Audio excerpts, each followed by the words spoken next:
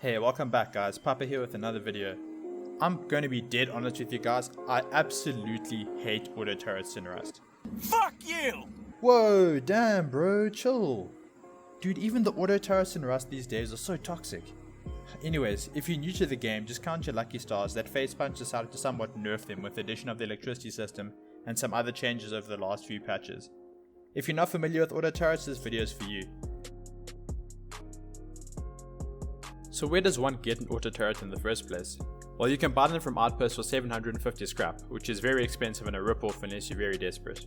You can get them from airdrops, which is your best chance of getting them in the open world with a 39% drop rate. Or you can get them from military crates, timed crates, elite crates, and if you sail over to Oil Ring and ask these two gentlemen, and you get lucky enough, one may drop one for you. The auto turret will cost 500 scrap to research in your research table. And if you're more of a DIY kind of guy, you can build it yourself for one CCTV camera, one laptop, and 40 high quality metal. To power the auto turret, you'll need either a solar panel, a wind turbine, or a generator. It needs about 10 power. If it gets anything less than 10, say for example 9, it'll shut down and refuse to do its job. So what about its electric inputs and outputs? So the turret has 4 inputs and outputs. It has 1 electrical power in, and 3 outputs on the back, a no ammo output, a low ammo output, and a has target output. We're not going to worry about these just yet. Hovering over the auto turret will give you an option to authorize on the turret, so it won't attack you. Authorizing will then give you further options. You can open the turret and load in your 5.56 ammo, or you can switch it to Peacekeeper mode. So it says enable Peacekeeper mode, blah blah blah. We're not going to read that. I'm going to show you a really dope video explaining how it works. So a turret that's put in Peacekeeper mode will have a characteristic green instead of red light to let players know, hey, I'm in Peacekeeper mode, I'm a very friendly turret, but don't fuck with me. Say Friendly Fred comes up to the shop, he wants to buy something. The turret sees Friendly Fred isn't a danger and won't shoot him. Friendly Fred can then go home to feed his family. Now you got douchebag Chad over here comes to the shop with a gun. He's causing some problems, the turret sees Chad being a complete douchebag and absolutely roasts him. Get fucked, Chad.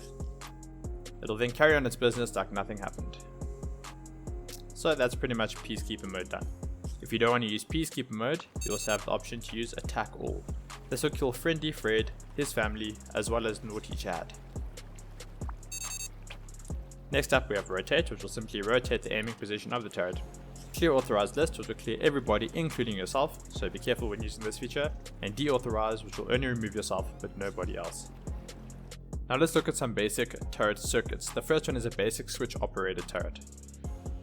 So you're going to need a couple things for this circuit to work. A switch, an electrical branch, a door controller, and optionally a blue light and a small wooden sign. Throw down your wooden sign and paint that bitch.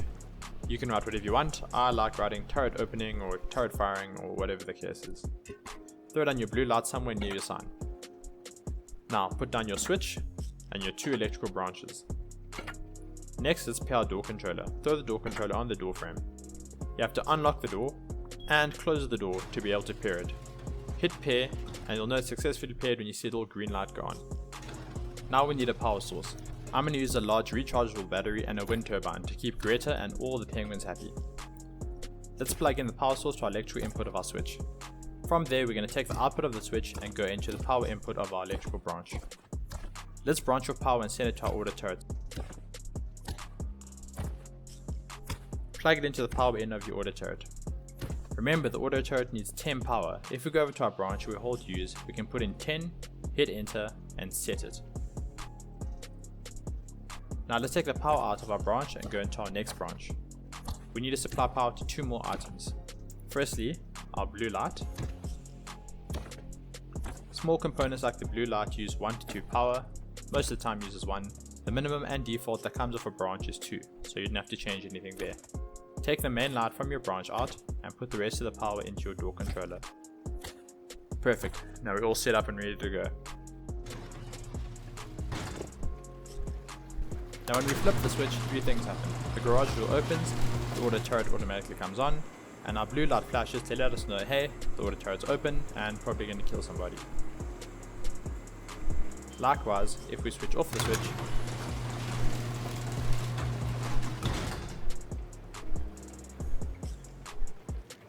Now let's move on to circuit 2, a heartbeat sensor time turret.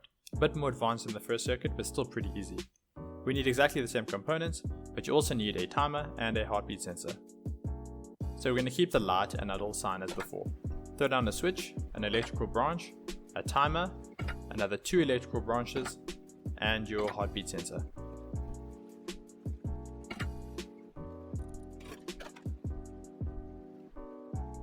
So a couple things need power to work in the circuit, specifically the auto turret, the door controller, and the heartbeat sensor. We also need an output going to our little blue light. So keep that in mind when we're wiring the circuit up. Okay, like before, we need a power source, so we're going to head over to our battery, plug that into our switch.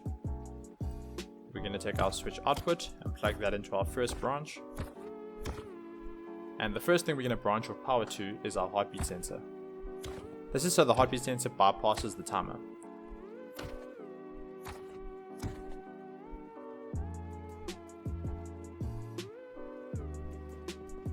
Now we're going to take our branch out and plug it into the electrical input of our timer.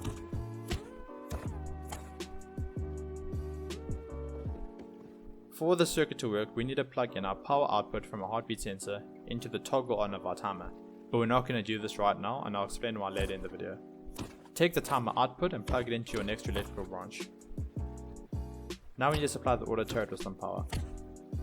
Take the branch out and plug it into the power in of the auto turret. Remember, it needs 10 power, so head back over, hit 10 and hit set. Take the next power out, and we need to supply our door light and our door controller. So power out to another branch,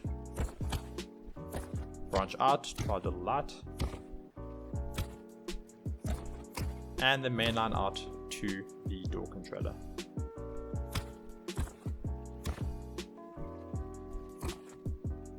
Perfect, now we're all set up. Remember, the circuit won't work until we plug in the power out of the heartbeat sensor to the toggle on.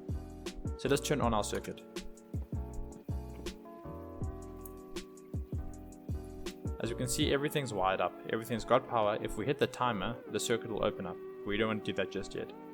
Pull out your hammer. Hold use over the heartbeat sensor and it'll give you a couple options: exclude authorized, exclude others, and pick up. We want to exclude authorized. What this means is, anyone who has authorization on the TC in range of the heartbeat sensor will be excluded from the heartbeat sensor, so it won't pick you up and it won't open the turret doors. Now we're ready to connect our heartbeat sensor to our timer.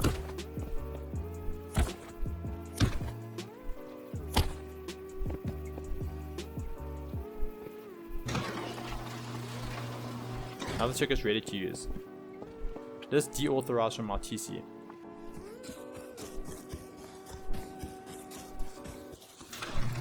Remember, at this point I still have authorization on the turret. So the garage door will open, the turret will go on, the blue light will go on. The timer will eventually run out, the turret will go off, the blue light will go off, and the garage door will close. Now let's pretend to be an enemy who has no authorization on the turret or the TC.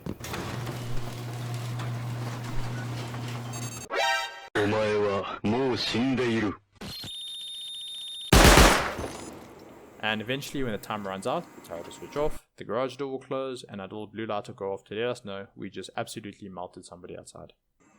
Alright guys, that's the video. I hope it was helpful. If you liked the video, hit like. If you didn't, also hit like. I want to say thanks to all my subs. I mean, we're on the way to 1,000 subs guys, which is honestly amazing. And I really appreciate all the support. If you're not subbed, no stress, I love you all the same. But if you want some extra love, then go smash that sub button down below. The next video is going to be another bass build, probably a solo to trio bass. I was going to upload this weekend, but I was too busy watching South Africa win the World Cup final. Quick flex.